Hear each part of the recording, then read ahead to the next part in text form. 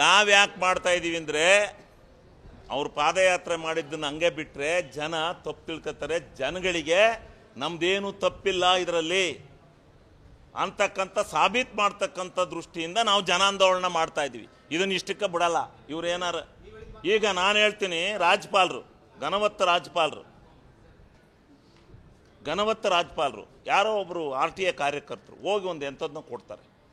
ಎಂಥದನ್ನ ಒಂದು 200 ಪೇಜಿಂದ ಏನೋ ರಾಜಕೀಯ ಹಿನ್ನೆಲೆನೋ ರಾಜಕೀಯ ಇದೆಯೋ ಇಲ್ವೋ ಅದನ್ನು ಆಮೇಲೆ ನೋಡೋಣ.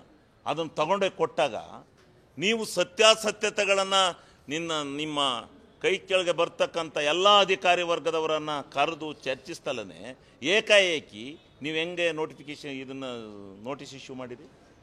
ರಾಜ್ಯಪಾಲರಿಗೆ ಬೇಕಲ್ಲ. ರಾಜ್ಯಪಾಲರು ಯಾಕೆ ಮಾಡಿದ್ರಿ ಇದನ್ನು? ಅದು ಒತ್ತಡ ಇದೆ.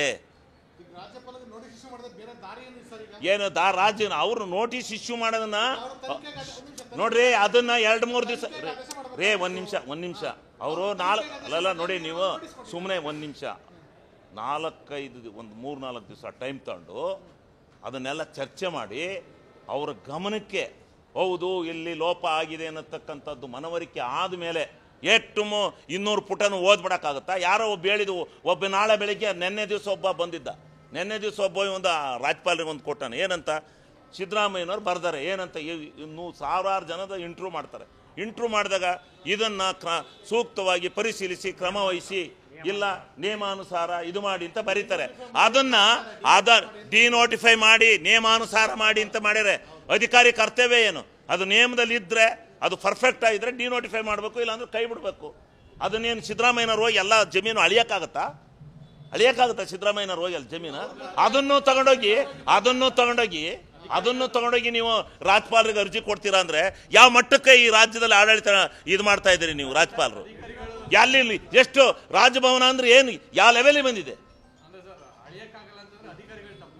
ಹೌದು, ಅಧಿಕಾರಿಗಳು ತಪ್ಪು ಮಾಡಿದ್ದಾರೆ, ಆ ಅಧಿಕಾರಿ ಶಿಕ್ಷೆ ಆಗಲಿ.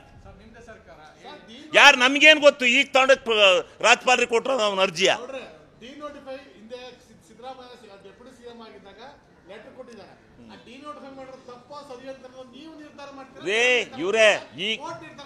ಒಂದು ನಿಮಿಷ ಡಿನೋಟಿಫೈ ಮಾಡಿ ಕ್ರಮ ವಹಿಸಿ ಅಂತೇಳಿ ನಿಯಮಾನುಸಾರ ಅಂತ ಬರ್ದಾರ. ಅದರಲ್ಲಿ ನಿಯಮಾನುಸಾರ ಅವನು ಮಾಡಬೇಕಾಗಿತ್ತು.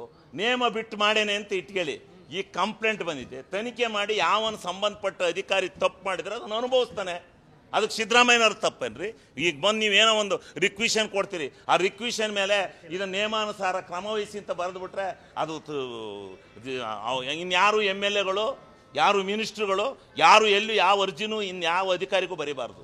ನೀವು ಹೇಳೋ ಲೆಕ್ಕಾಚಾರ ಹಂಗೆ ಮಾಡೋಕ್ಕಾಗತ್ತೇನ್ರಿ? ಅದನ್ನು ತಗೊಂಡೆ ರಾಜ್ಯಪಾಲರಿಗೆ ಏನ್ರಿ ಕೊಡೋದು? ಅದು ತಪ್ಪು ಮಾಡಿದ್ರೆ ತಂದು ಇವನು ಸರ್ಕಾರಕ್ಕೆ ಕೊಡಬೇಕು.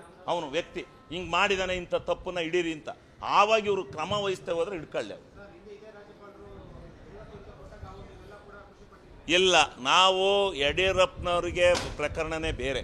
ಯಡಿಯೂರಪ್ಪನವ್ರದ್ದು ಲೋಕಾಯುಕ್ತಕ್ಕೆ ಹೋಗಿ ಲೋಕಾಯುಕ್ತ ತಪ್ಪು ಯಡಿಯೂರಪ್ಪನವ್ರದ್ದು ಅಂತ ಹೇಳಿ ಚೆಕ್ಕನ್ನ ತಗೊಂಡಿರೋದು ದಾಖಲಾತಿ ಸಮೇತ ಸಿಕ್ಕಿದಾಗ ಅದನ್ನ ಮಾಡಲೇಬೇಕಾದಂಥ ಅನಿವಾರ್ಯತೆ ಇತ್ತು. ಅವ್ರು ಮಾಡಿದರು.